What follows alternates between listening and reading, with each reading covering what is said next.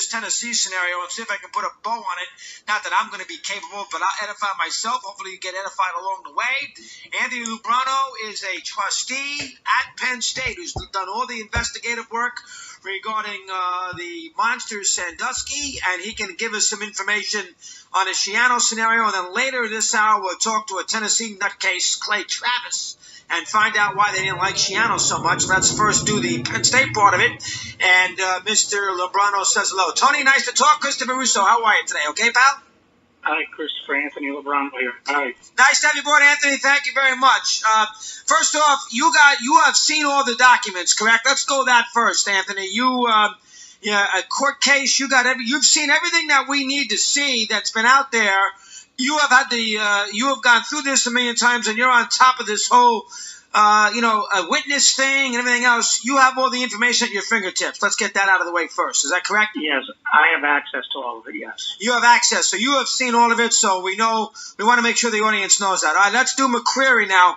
What exactly did he say, and when did he say it, and when was it released when the Washington Post broke it sometime last year? Let's go through that.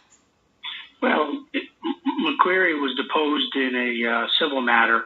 Penn State was being sued by its insurer, Pennsylvania Manufacturers Association. And so McQuarrie, in his deposition in 2015, made the statement with respect to Schiano and to Tom Bradley. So 2015 was when it was said. In 2016, the court unsealed some of those documents, and among those documents was this reference that I guess took hold on social media, which caused the University of Tennessee to rescind its offer to Greg Schiano. And right now, what exactly was said is that this is 9 years before McQuarrie got there, but what was said was that Greg saw Sandusky in the shower and went to Tom Bradley at the time, probably the offensive coordinator, went into his office white as a ghost. Is that the exact quote? The exact quote is Greg had come into his office white as a ghost and said he just saw Jerry doing something to a boy in the shower. That's the exact quote. Exact quote. And he said this in 2015, released last year. Now, that's damning. Now, I know that Bradley and Schiano have denied that. Is there anything they can do besides just deny it vociferously? Do they have to let that lay out there and people can come to their own conclusions? What recourse, if any, does Bradley and or Schiano have based on that quote? Yeah, I don't think they have any legal recourse with respect to the deposition per se, but I will remind your listeners that the Pennsylvania Solicitor General in 2016, after these documents were unsealed, made a statement, and their statement was very clear and definitive. And they said that they found the allegations to be unreliable, and that the reports turned out to be double and triple hearsay and of no value, with the coaches in question each denying they saw anything. So dead ends there all around.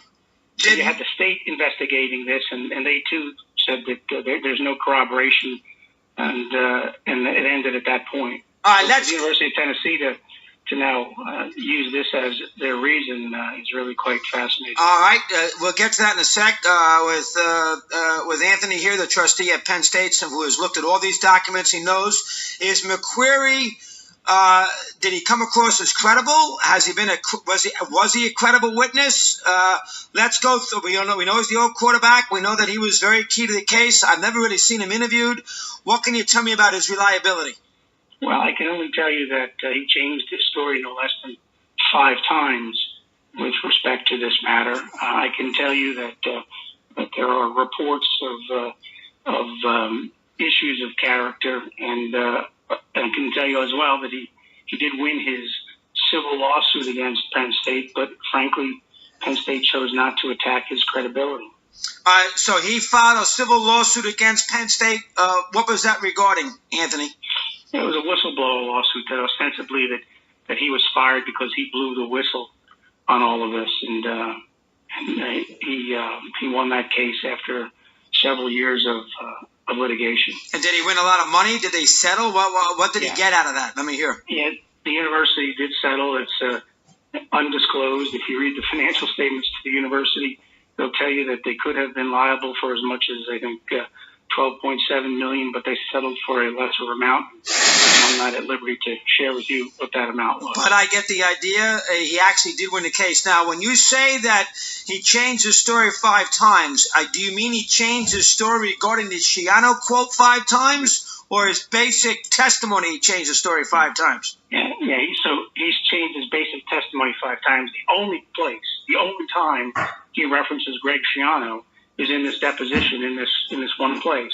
I can tell you that Greg Schiano was never interviewed, never charged, and I'm very confident in stating that he had nothing to do with this matter. So it's unfortunate that the social media mob attacked him, but I think you and I both know the reason that they really didn't want him as their coach in Tennessee. No, I 100% agree. $7.3 million. Anthony can't tell you that was what the report was as far as McCreary was concerned. All right, let's just play conjecture, and I want to hear how long you've been a trustee since 2012, right, Anthony? Yeah, July 1st, 2012. Okay, how many trustees does Penn State have now on their board? How many? They got 30? Too many. 36 voting members, 38 total. 36 and 38 total. How many? Was the board totally cleaned out after Paterno, or are there some existing members from that period? No. The alumni essentially elected 9 new trustees, and the balance of the trustees were appointed. There are still 3 remaining from 2011, but unfortunately, the processes by which they come to the board are controlled by those who they replaced. So effectively, we really haven't had much turnover. In fact, they grew the board, Chris, from 30 voting members to 36 because they knew that the alumni were so upset and they were going to lose 9 seats. So they made it larger to try to dilute the effect that the 9 of us coming in would have. All right. Well, you vote on things like what? Who the new coach is, things like that. What do you vote on there, Anthony? No. We did vote on matters like, well, we do vote on matters like capital expenditures, budgets, tuition. We don't vote on matters of head football coaches' contracts. We vote on matters of administrators' contracts. And we have the responsibility for the governance of the institution. So effectively, Chris, the buck stops with us. Gotcha. Now, Spanier went now. Refresh our memory on the president and the AD. Are they both serving 6-month sentences? Is that what it is? No. So first, Dr. Spanier is appealing his misdemeanor conviction, and that's not likely to be heard until sometime next year. So he's not serving any time. Tim Curley, the former athletic director, served 3 months and has 4 months house arrest. So he's serving his house arrest. And Gary Schultz, the former vice president of finance, he served 2 months and is serving, I believe, 4 months of house arrest as well. Does the trustee, do you believe that Spanier was railroaded here, or do you think Spanier has some of the kill? What's the trustee's stance regarding the 3 folks that you just mentioned?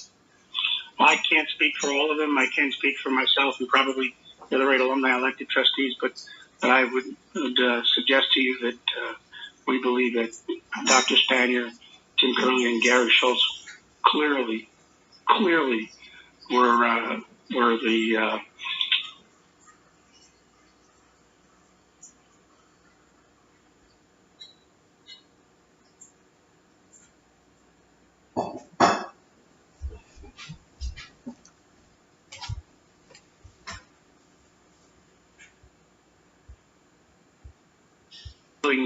his misdemeanor conviction, and that's not likely to be heard until sometime next year.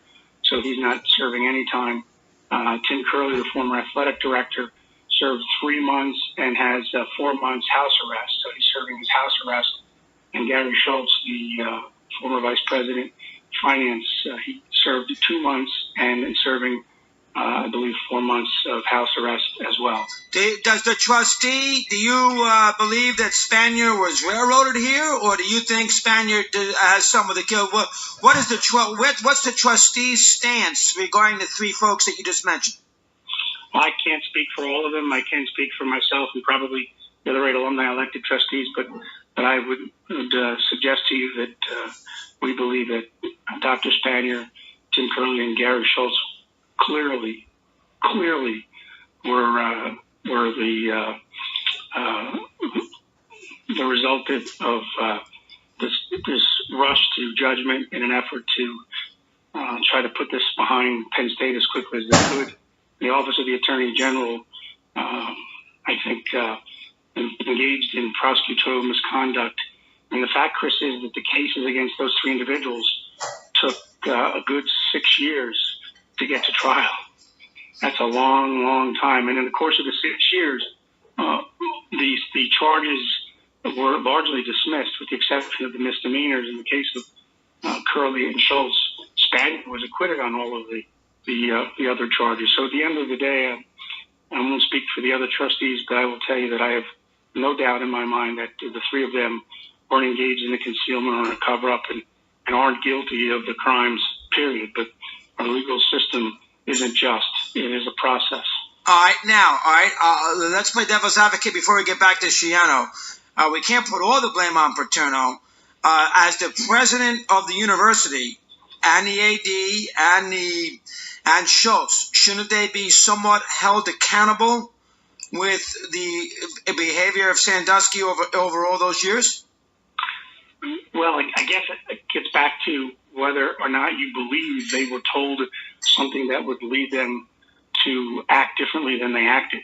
I am of the opinion that they believed that Sandusky was engaged in horseplay, and having had an experience in 1998 similar to 2001, they viewed it in the same light. I do not believe they were ever told that this thing rose to the level that it blew up to. So when you say accountable, yeah, ultimately their decisions are those for which they have to be held accountable, and they acted in a certain way. And so with the benefit of hindsight, I imagine they'd say, in fact, they did say that they should have acted a little bit differently. But at the time, they acted the way they thought the facts and circumstances warranted. So all right. Basically 3 emails in this whole process. Louis Freeh wrote a report, and in that report, he made a lot of accusations about Penn State and these individuals. Well, I can tell you, Louis Freeh is a fraud, and soon enough I'll be able, I hope, to elaborate on that. But at the end of the day, for me personally as a trustee, I'm just tired of Penn State being a battering ram for so many folks. Well, we all know Freeh. I know the Paterno family can't stand Freeh either. He's the former Attorney General.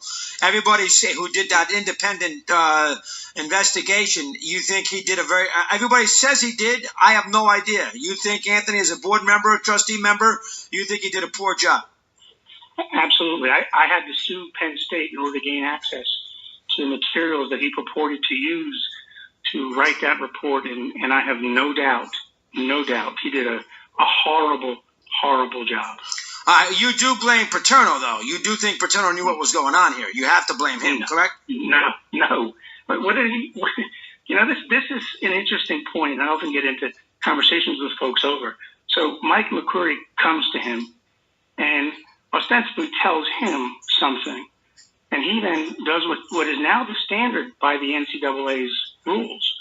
As a coach, if you're told something, you're supposed to then elevate it to the next level. Well, he wasn't, I don't believe, told it. It rose to a level where, there was a kennel on fire. So he reports it to the athletic director, his direct supervisor. And then they handle it because he believes, and he was a process guy, and he believes that they're going to handle it appropriately.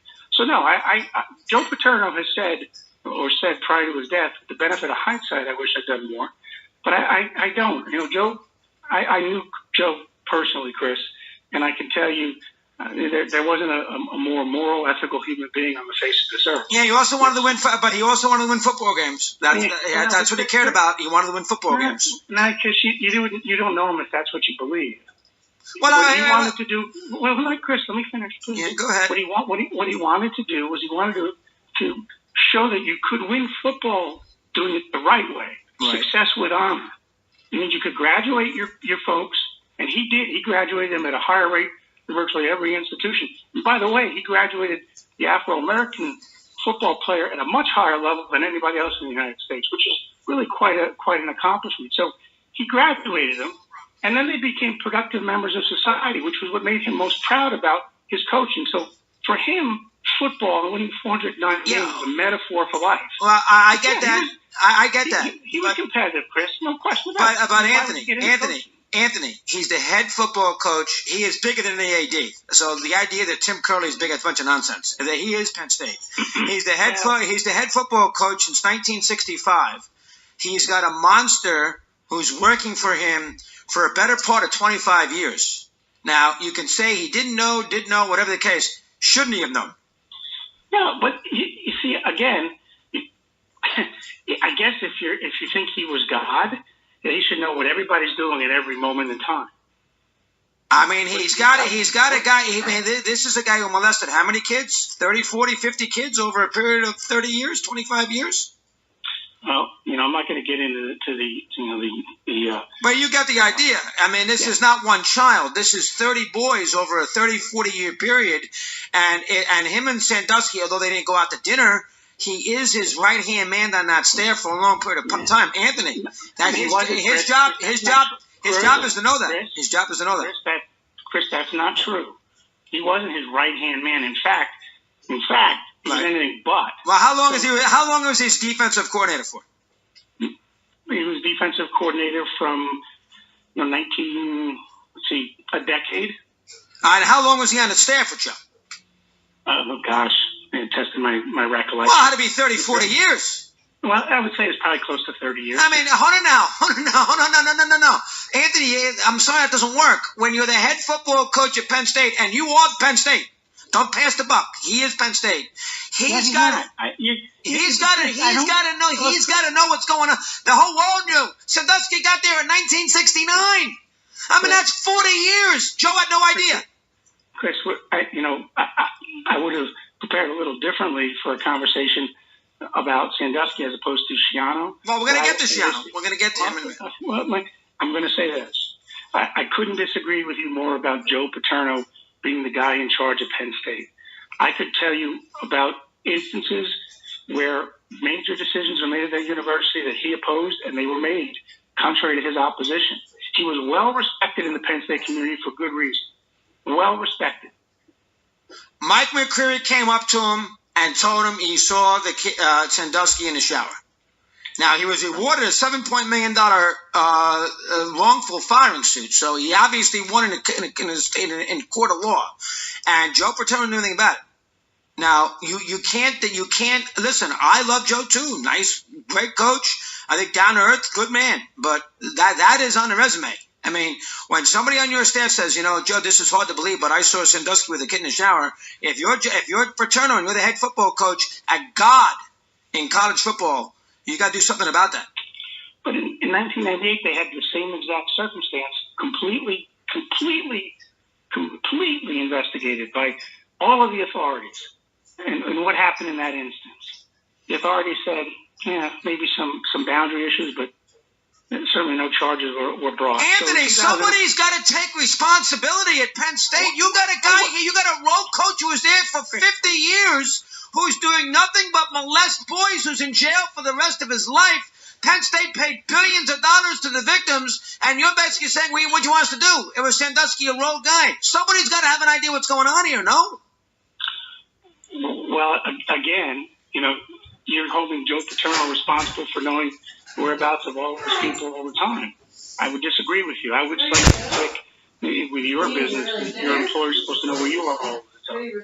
If my producer worked for me for 40 years, and I would think in a 40-year period, and he was my defensive coordinator, I would figure, though I talk to him every day, I would figure eventually something's up here with him hanging out with boys in showers, no? Chris, he left employment at Penn State in 1999. But he had keys to his office, his workout. Joe Paterno's doing. Joe Paterno had nothing to do with him having the access. Zero. Nothing.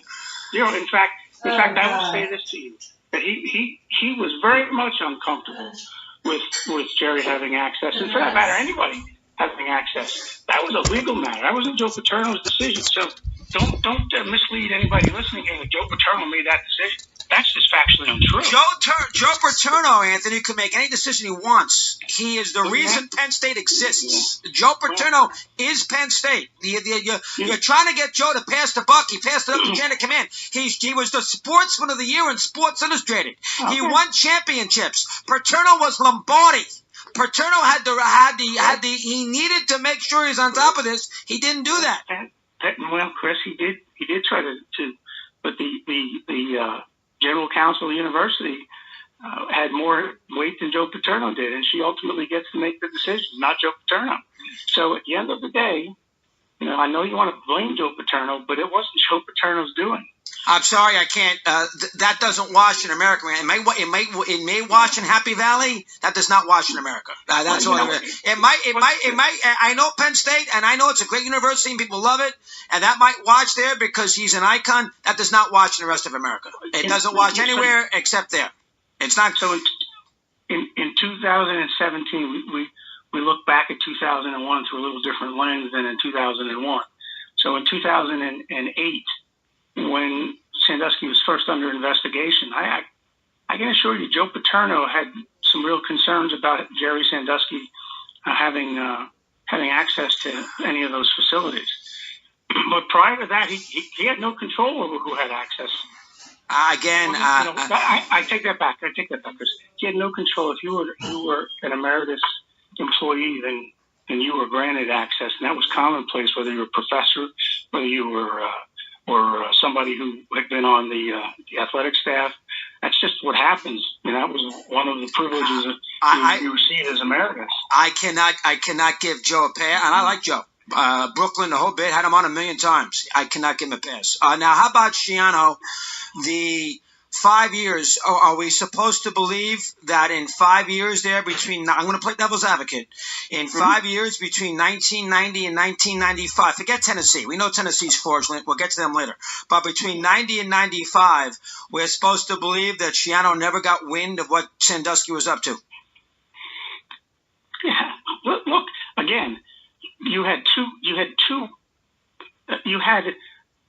Ohio State vet him thoroughly before hiring him.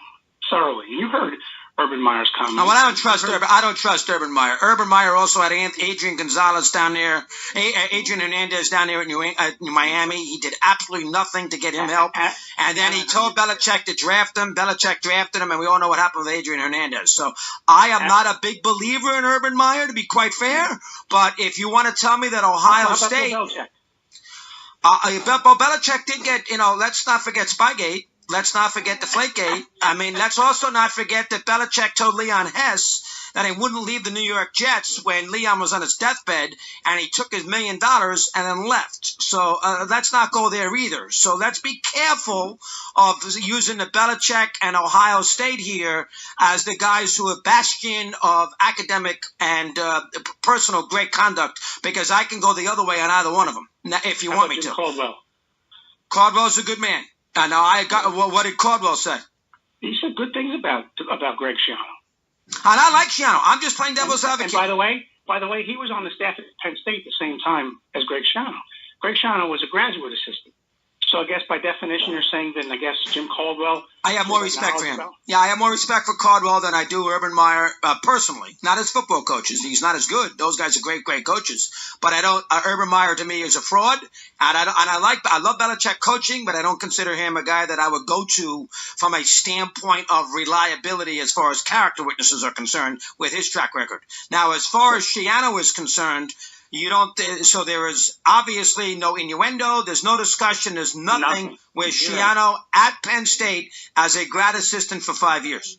Nothing. And in fact, as I said to begin your show, you had the Solicitor General come out with a statement to ostensibly confirm what I just said. These two guys in question, and in this case it was Schiano and Bradley. All of this was hearsay.